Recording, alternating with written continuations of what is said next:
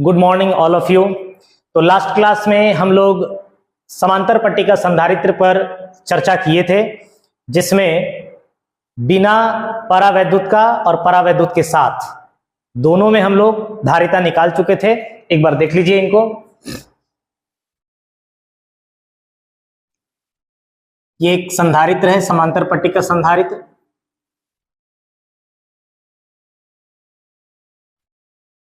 दोनों के बीच में डिस्टेंस दूरी कितना था, d। इनका क्षेत्रफल कितना था, a। इस पर चार्ज कितना दिए थे, +q। इस पर कितना प्रेरित हो गया था, -q। इसे क्या किए थे, भूधृत, और यहां से हम लोग चार्जिंग करते थे, याद आ रहा है।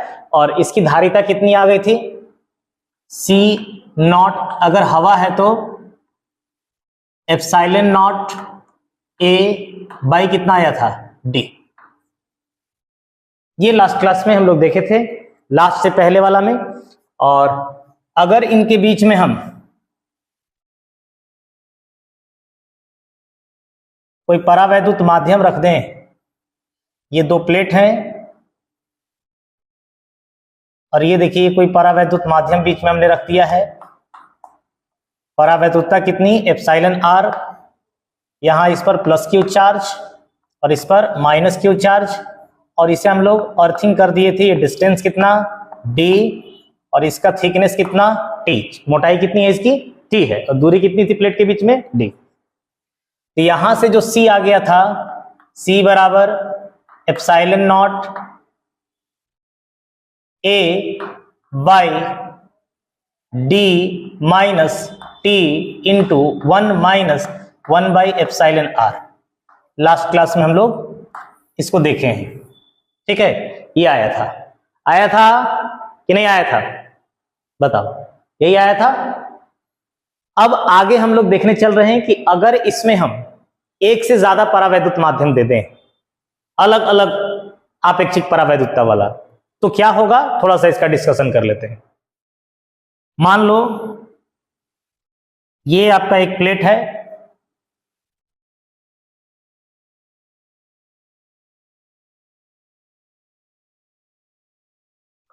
ये आपका दूसरा प्लेट है, इसे भूधृत किए हैं, इस पर +q चार्ज दिए हैं, इस पर -q चार्ज प्रेरित होगा।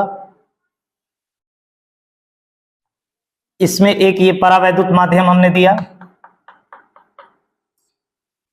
T1 इसका चौड़ाई है और परावैद्युतता εr, या एप्सिलॉन आपेक्षिक परावैद्युतता मान लो εr1, ठीक है।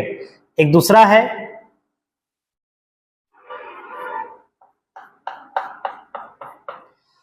इसका चौड़ाई T2 है और इसकी आपेक्षिक परावैद्युतता εr2। इसी तरीके से एक तीसरा है, इसका चौड़ाई T3 और आपेक्षिक परावैद्युतता मान लो εr3, और यहां से यहां तक का दूरी d है। अब अगर इस संधारित्र का आपको लिखना हो धारिता, तो कुछ करना नहीं है। देखो, C बराबर ε0 a बटा में कितना, d तो रहेगा ही रहेगा। अभी देखो -t है ना, इंटू 1 -t आ जाएगा, तो एक T1 एक T2 एक T3 ये सब घट जाएंगे। माइनस में क्या हो जाएगा, T1 plus T2 plus T3, ये घट जाएंगे। प्लस क्यों, माइनस माइनस प्लस, कितना हो जाएगा, T1 बाई εr1, फिर T2 रखोगे तो T2 बाई εr2, इस तरीके से। तो प्लस में क्या हो जाएगा, T1 by εr1 plus T2 by εr2 plus T3 by εr3। इस तरीके से आप संधारित्र की धारिता लिख सकते हो। थोड़ा इसको बीच में लिख दीजिए, ε0 a, ये हो जाएगा, ठीक है। तो कितना भी रहे, 4 रहे, 5 रहे, 6 रहे, आप देख रहे हैं कि d माइनस t वाला टर्म घटेगा और ये वाला टर्म जुड़ेगा, क्योंकि माइनस माइनस कितना होगा, प्लस होगा, ठीक है। और t दोनों में गुना होगा तो T1 यहां भी आएगा, T1 यहां भी आएगा, T2 यहां भी आएगा, T2 यहां भी आएगा, इसलिए T1 plus T2 plus T3 ये सब ऋणात्मक होंगे, तो ये सब आपस में जुड़ जाएंगे, और बाकी धनात्मक हो जाएंगे तो आपस में जुड़ जाएंगे अलग। इस तरीके से आप इसका कर सकते। यहां से जो मुख्य बातें आप दिमाग में रखे थे कि जो C है वो क्षेत्रफल के समानुपाती होता है, C जो है वो दूरी के व्युत्क्रमानुपाती होता है, और C जो है परावैद्युतता के भी समानुपाती होता है। आप देखें कि परावैद्युतता बढ़ जाता है, यहाँ पे बढ़ गया है, यहाँ और बढ़ जाएगा। ठीक है, आज के क्लास में हम लोग देखने चल रहे हैं गोलीय संधारित्र। दूसरा कौन सा संधारित्र है? गोलीय संधारित्र को हम लोग देखने हैं। जब गोलीय संधारित्र का दो केस डिस्कस करेंगे हम लोग, एक बाहरी गोला भूधृत होगा और एक भीतरी गोला भूधृत होगा। तो देखिए गोलीय संधारित्र, हेडिंग दे दीजिएगा सब लोग, गोलीय संधारित्र। ध्यान से देखना कैलकुलेशन इसका, गोलीय संधारित्र का। ठीक है, और इसमें हम लोग देख रहे हैं जब बाहरी गोला भूधृत हो।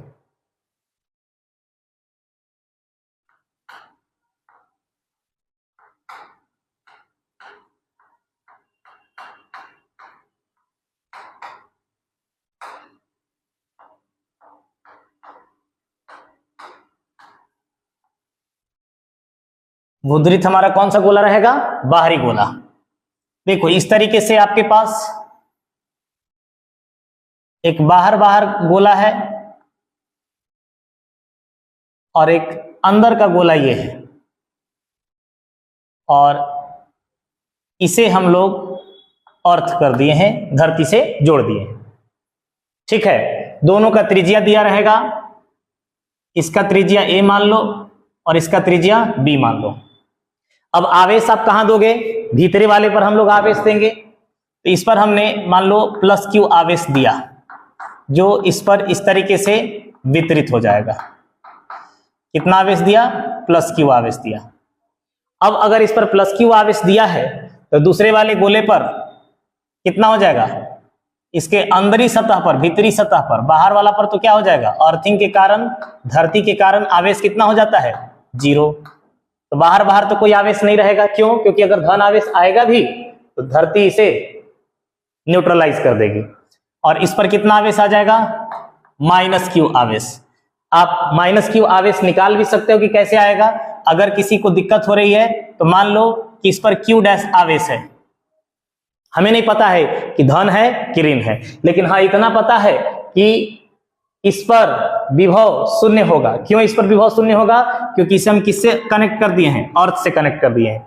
और इस पर विभव किसके किसके कारण होगा? एक खुद के कारण और एक अंदर वाले गोला के कारण। मान लो ये बाहरी गोला B है और भीतरी गोला ये A है। ठीक है, बताओ अगर हम VB कहें तो VB कितना होगा? अंदर वाले गोले के कारण कितना होगा? 1/4 पाई एप्सिलॉन नॉट। अंदर वाले गोले पर आवेश कितना है? Q। और कितना दूरी पर देख रहे हो? B plus. ठीक है, बाहर वाले गोले पर आवेश कितना माने हो? Q dash. तो ये कितना हो जाएगा? 1/4 पाई epsilon not Q dash upon कितना? B। और ये किसके बराबर होना चाहिए? 0 के बराबर। क्यों? क्योंकि धरती से कनेक्ट किए हैं तो उसका विभव कितना होना चाहिए? 0 होना चाहिए।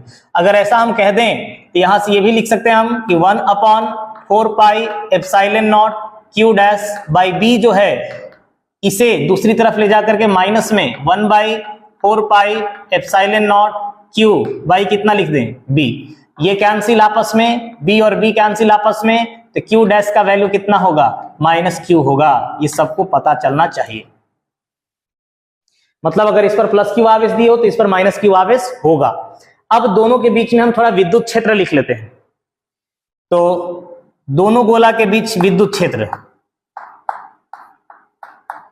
दोनों गोले के बीच विद्युत क्षेत्र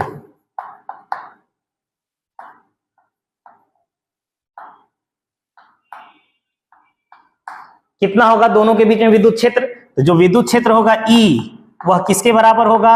E A के कारण और किसके कारण? E B के कारण।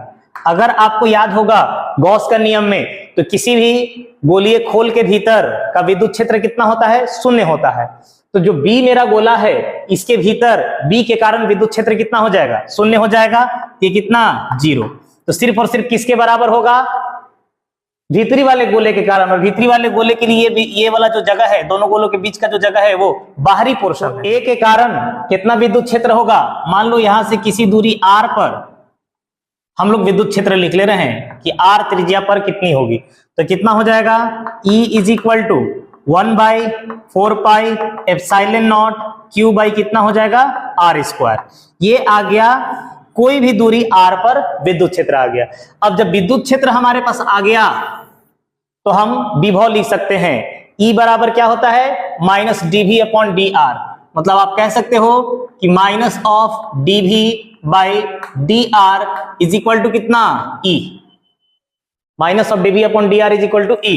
तो यहां से dV is equal to minus of E dr का इंटीग्रेशन, ठीक। और dV के लिए अगर हम बात करें तो dV किसके लिए कहां से कहां तक जाएगा, अगर आप A से B की बात कर रहे हैं, A पर विभव कितना है V और B पर विभव कितना है 0, तो बताओ यहां से V से कहां जाओगे 0 जाओगे। हम अगर A से B जा रहे हैं तो R कहां से ले रहे हैं, इधर से लिए हैं। और minus E dot dr, dr कहां, R का सबसे छोटा वैल्यू कितना A, और फिर वैल्यू कहां तक जाएगा B तक, तो हम लोग क्या लिखेंगे A से लेकर के B तक। इतना चीज क्लियर है। B दूरी पर इसके कारण विभव 0 है ना, इस पर विभव 0 है और यहाँ विभव कितना है V है। अब dV का इंटीग्रेशन क्या होता है V, अपर लिमिट क्या लगाओगे 0 और लोअर लिमिट V लगाओगे। E का वैल्यू कितना रखे हो 1/4πε0 Q भी नियत है, तो Q/4πε0 बाहर आ जाएगा, Q/4πε0 आगे क्या है माइनस, इंटीग्रेशन में क्या बच जाएगा 1/r स्क्वायर, और यहां पे क्या रहेगा dr, A से लेकर के कहां तक B तक। एक एक स्टेप देखना तुम लोग। उसके बाद 0 में से अगर V घटा दोगे तो इधर क्या आ जाएगा माइनस V, और इधर आ जाएगा माइनस Q/4πε0। 1/r स्क्वायर का इंटीग्रेशन कितना होता है, r का पावर कितना लिख सकते हो इसको, अगर हम इधर बताएं आपको r का पावर -2 लिख सकते हो, तो इसका इंटीग्रेशन क्या होगा r का पावर -1/-1 होगा क्या, और जिसको आप लिख सकते हो 1/r सीधा सीधा -1/r। तो बताओ कितना हो जाएगा ये -1 अपॉन कितना r, lower limit a, upper limit क्या हो जाएगा b, लोअर लिमिट a और अपर लिमिट b। यहां पे कितना आ गया है हमारे पास -v इज इक्वल टू, इसका वाला माइनस बाहर निकाल करके कैंसिल कर दो, तो Q/4πε0 अंदर में क्या हो जाएगा 1/b माइनस कितना 1/a। इतना ठीक है। अब बताओ यहां से अगर इस माइनस को हम उस साइड ले जाएं तो V is equal to Q/4πε0, ये क्या हो जाएगा चेंज होकर के 1/a माइनस 1/b, जिससे फाइनली आप V is equal to Q/4πε0 अंदर में क्या हो जाएगा b minus a upon a into कितना b, a इंटू कितना हो जाएगा b। अब धारिता क्या होता है C बराबर Q बराबर CV, तो C बराबर Q बाई V, तो Q बाई कितना लिख दिया जाए V, ये देखो है Q और ये है V, Q के नीचे V ले आओ तो यहाँ नीचे वाला ऊपर आ जाएगा, नीचे वाला ऊपर आ जाएगा और ऊपर वाला नीचे आ जाएगा, तो कितना हो जाएगा ये 4πε0 AB अपॉन B माइनस कितना हो जाएगा A। ये गोलीय संधारित्र का धारिता निकल करके आया हमारे पास 4πε0 AB by B minus A, ठीक है, जहां A और B गोले की क्या है त्रिज्या ली गई थी, ठीक ना। अब हम लोग इस पर कुछ स्पेशल केस की चर्चा कर लेते हैं और फिर हम लोग देखेंगे कि जब भीतरी गोले को भूधृत करेंगे तो क्या होगा, ठीक। जब बाहरी गोला भूधृत है तो ये इस तरीके से हमारे पास आया है, ठीक है। तो आप लोगों ने देखा गोलीय संधारित्र, फिर से एक बार थोड़ा सा छोटा डायग्राम ड्रॉ कर देते हैं हम लोग। ये हमारा एक गोला है जिसकी त्रिज्या a है, इस पर चार्ज हम लोग दिए हैं +q, और इसके बाहर बाहर एक दूसरी गोला है, दूसरा गोला जिसे हम लोग क्या किए थे अर्थिंग दे दिए थे, भूधृत कर दिए थे। इसके भीतरी सतह पर चार्ज कितना आ जाएगा -q, ठीक है। ये चार्ज कितना आ जाता था -q, ये 0 वोल्ट पर था, तो इसकी जो धारिता निकल करके आई C बराबर कितना आया 4πε0 A इंटू B अपॉन कितना आया B माइनस A, ये हमारा धारिता निकल करके आया। अब समझना, अगर B जो दूसरा वाला बड़ा वाला यहां से यहां तक त्रिज्या बी था ना, ये त्रिज्या बी है। ये बड़ी वाली त्रिज्या जो है, बड़े गोले का जो त्रिज्या अगर बहुत बड़ा हो जाए, मतलब यदि बी इंफिनिटी को अप्रोच करे, इतना बड़ा हो जाए कि लगभग इंफिनिटी हो जाए, इसका मतलब आप क्या कह सकते हो कि सर b माइनस ए ऑलमोस्ट हम लोग क्या लिख सकते हैं, b लिख सकते हैं। b माइनस ए को क्या लिख सकते हो, b लिख सकते हो। और अगर b माइनस ए को b लिख सकते हो तो c बराबर कितना हो जाएगा, 4 pi epsilon not a into B upon कितना b, b और b कैंसिल हो जाएगा, c बराबर 4 पाई एप्सिलॉन नॉट कितना हो जाएगा, a हो जाएगा। ये आई बात समझ में सबको। और ये क्या था, गोलीय चालक की धारिता। ये बहुत दूर चला गया तो सिर्फ बच गया ये। और दूसरा केस, यदि दोनों बड़े हो जाएं, यदि ए तथा बी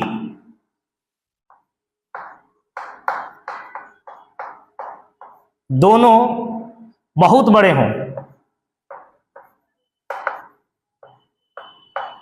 बहुत बड़े हों, तो इस केस में क्या होगा, b माइनस ए जो है वो छोटा हो जाएगा, क्योंकि ये लोग खुद बड़े बड़े नंबर्स का डिफरेंस क्या होगा, अंतर क्या होगा, छोटा हो जाएगा। तो b माइनस ए को हम लोग क्या कर सकते हैं, b माइनस ए कह सकते हैं कि बहुत छोटा होगा।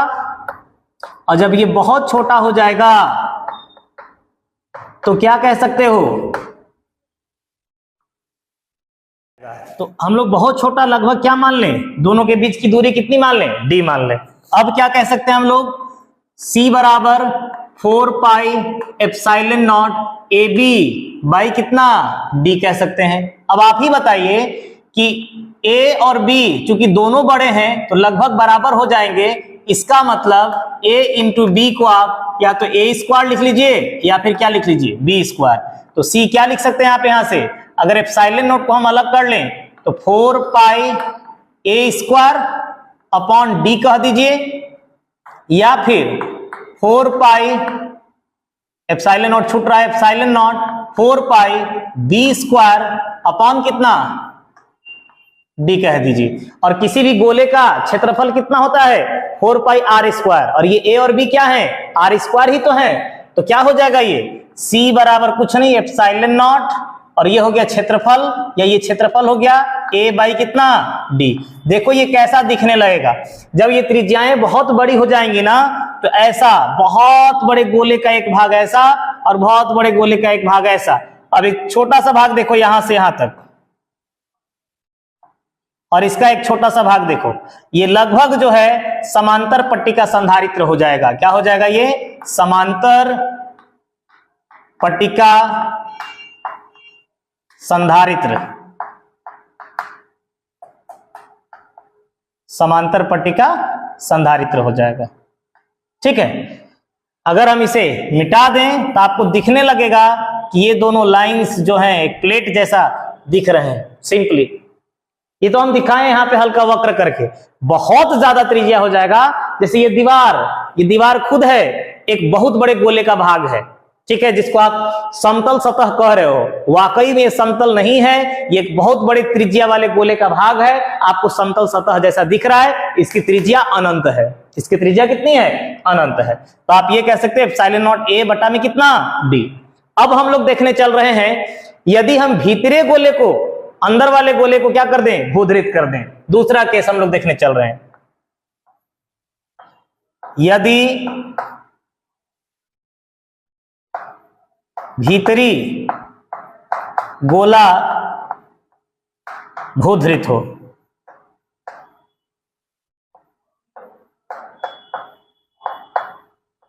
ये हम लोग देखने चल रहे हैं यहां से कि अगर अंदर का गोला भूधृत हो जाएगा तो क्या हो जाएगा, समझना।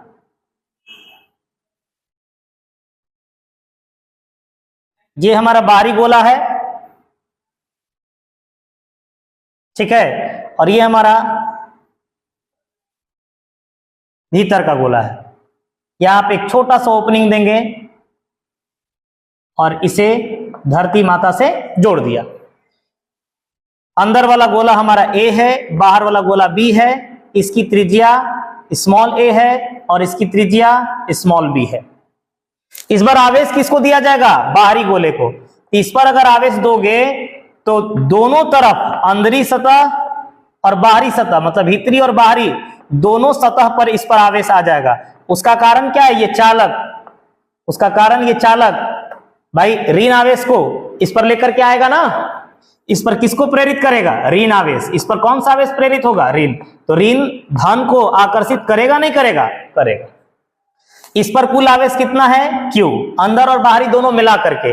और अंदर वाले पर हम लोग कितना मान लेते हैं? Q dash. फिर से हम Q डैश का कैलकुलेशन कर लेंगे, Q कितना होगा। ये 0 वोल्ट पर है, मतलब VA कितना होना चाहिए? 0 होना चाहिए। चलो देखो,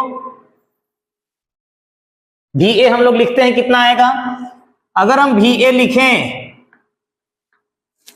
A का विभव लिखें, तो एक तो खुद के कारण हो जाएगा और एक दूसरा किसके कारण होगा? बाहरी गोले के कारण। और बाहरी गोले के कारण अंदर में हर जगह विभव समान होगा। तो खुद का विभव इसका कितना हो जाएगा? 1/4 पाई एप्सिलॉन नॉट Q डैश बटा में A, ये खुद के कारण होगा, ठीक है, प्लस ये खुद के कारण, अच्छा कैपिटल ए नहीं होगा, स्मॉल ए होगा, इसकी त्रिज्या स्मॉल ए है ना, हाँ स्मॉल ए होगा। और बाहरी गोला के कारण कितना हो जाएगा? तो 1/4 पाई एप्सिलॉन नॉट Q बाई कितना? B। पिछला बार दोनों में B और B आ गया था, इस बार दोनों में B नहीं आ रहा है, एक में A आ रहा है और एक में B आ रहा है। और इसकी वैल्यू कितनी होनी चाहिए? 0 होनी चाहिए। क्यों? क्योंकि किससे कनेक्ट किए हो? अर्थ से। और अर्थ का वोल्टेज कितना होता है? 0 होता है। तो चलो यहां से अगर आप इसको राइट साइड लेकर के जाते हो तो क्या लिख सकते हो? 1/4 पाई एप्सिलॉन नॉट Q डैश बटा में कितना?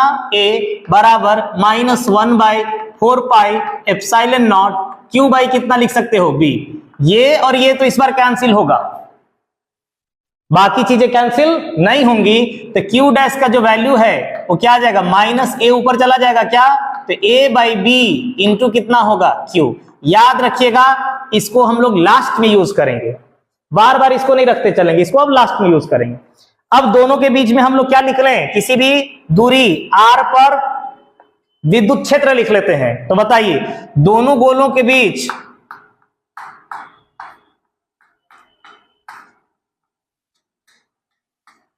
विद्युत क्षेत्र,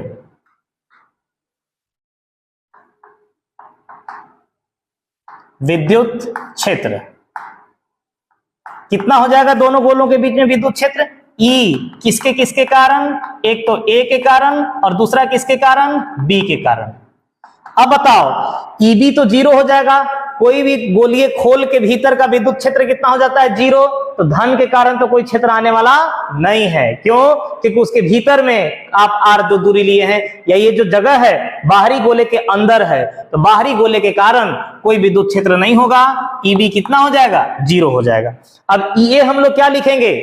किसी भी गोले के बाहर का विद्युत क्षेत्र कितना होता है? 1/4 पाई एप्सिलॉन नॉट Q डैश है ना, अपॉन दूरी कितना लिए हो? R। तो ये आपका आ गया E का मान। अब E अगर आप जानते हैं तो E बराबर क्या होता है? सर -dV बटा में कितना? dr इज इक्वल टू कितना होता है? E होता है। अब ये 0 वोल्ट पर है, इसका वोल्टेज इस बार 0 नहीं होगा, इसका वोल्टेज कुछ भी हो जाएगा। यहां से हम लोग क्या लिख सकते हैं इसको? dV is equal to -E into कितना? dr integration. dV 0 से लेकर के इस बार कहां तक जाएगा? V तक। और वहां पे जो दूरी है वो कहां से कहां तक जाएगा? त्रिज्या जो है A से लेकर के B तक जाएगा। A से B के बीच का जगह से हमें मतलब है। अब क्या करेंगे? लिख सकते हैं हम लोग 0 से V dV बराबर E का वैल्यू कितना है? Q डैश कांस्टेंट है, बिल्कुल A भी नियत है, B भी नियत है, Q भी नियत है, और Q डैश का वैल्यू खुद नेगेटिव है, ऋणात्मक है। तो हम लोग पहले तो ये वाला फॉर्मूला यूज कर लेते हैं हम लोग, Q dash by 4 pi epsilon not. ये तो इंटीग्रेशन से बाहर रहेगा और क्या बच जाएगा? यहाँ स्क्वायर छुटा हुआ है, देख लीजिएगा स्क्वायर छुटा हुआ है। तो 1 बाई कितना हो जाएगा? R² इंटू कितना? dr। ठीक है, चलो डीवी का इंटीग्रेशन कितना, भी, जीरो से लेकर के कहां तक जाएगा, भी तक जाएगा। इसे क्या लिख सकते हो, Q dash by 4 pi epsilon not 1 by R square का इंटीग्रेशन अभी बताया माइनस 1 बाई कितना आर, कितना हो जाएगा ये, इसका ए से लेकर के कहां तक है ये, बी तक। ये लिख दो ए और यहां लिख दीजिए बी। यहां भी माइनस जीरो कितना आ जाएगा, भी, और इधर कितना हो जाएगा, क्यू डैश बाई कितना 4 पाई एप्सिलॉन नॉट। यह माइनस बाहर निकाल दो, ये माइनस बाहर निकाल दिया हमने, तो कितना हो जाएगा, यह छोड़ दो, अंदर छोड़ दो, minus 1 by B minus 1 by कितना हो जाएगा ए। ये जो दो माइनस दिख रहा है ये वाला दिख रहा है, और ये माइनस अपर लिमिट माइनस क्या है, लोअर लिमिट। तो भी बराबर क्या लिख सकते हो, Q dash by 4 pi epsilon not, Q dash by 4 pi epsilon not कितना हो जाएगा, ये minus minus plus 1 by A minus कितना 1 बाई बी हो जाएगा। तो भी बराबर Q dash by 4 pi epsilon not be minus A upon नीचे में क्या हो जाएगा, ए बी। ये आ गया हमारा भी। अब क्यू डैश का वैल्यू हम लोग रख देते हैं, क्यू डैश कितना है, क्यू डैश कितना है minus A by B into Q, तो रख दीजिए भी इज इक्वल टू क्या हो जाएगा, minus q by 4 pi epsilon not, a है और नीचे क्या आ जाएगा बी, ठीक है, ऊपर में ए और नीचे में बी, और क्यू डैश की जगह क्यू हो गया, और यहां क्या हो गया बी माइनस ए अपॉन कितना ए बी। अब बताओ आप खुद, ए और ए क्या हो जाएगा, कैंसिल, ए और ए क्या हो जाएगा कैंसिल। तो यहां से भी की वैल्यू कितनी आ जाएगी, Q by 4 pi epsilon not be minus A upon कितना बी स्क्वायर।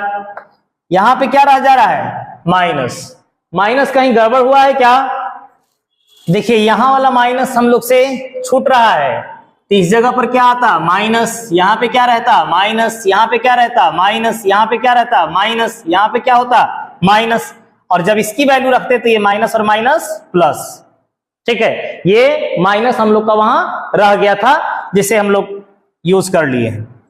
अब बताओ यहां से c का वैल्यू कितना हो जाएगा, c क्या होता है q बाई भी, c क्या होता है q बाई भी। अब बताओ q और v यहां है तो क्या हो जाएगा, ये 4 पाई एप्सिलॉन नॉट नीचे वाला ऊपर इंटू बी स्क्वायर अपॉन कितना हो जाएगा a minus B, a minus B. अब थोड़ा देखना, इसको हम दो पार्ट में लिख सकते हैं, कैसे लिखेंगे थोड़ा देखिएगा। क्या था हमारा, ये जो आ गया इधर वैल्यू ले आते हैं हम इसे, c बराबर कितना आ गया 4 pi epsilon not be square upon b minus कितना आया a आया, यही ना आया। अब आप बताओ कि क्या ये जो q डैश है इस पर q दिए थे प्लस q माइनस q के बराबर है क्या, नहीं, जबकि एक संधारित्र में एक प्लेट पर जितना धन है दूसरे पर उतना ही क्या होना चाहिए, ऋण होना चाहिए। इसका मतलब ये एक संधारित्र नहीं है, इसमें दो संधारित्र है। कैसे दो संधारित्र है देखना, चूंकि क्यू डैश क्यू के माइनस क्यू के बराबर नहीं है इसलिए यह दो संधारित्र से बना है।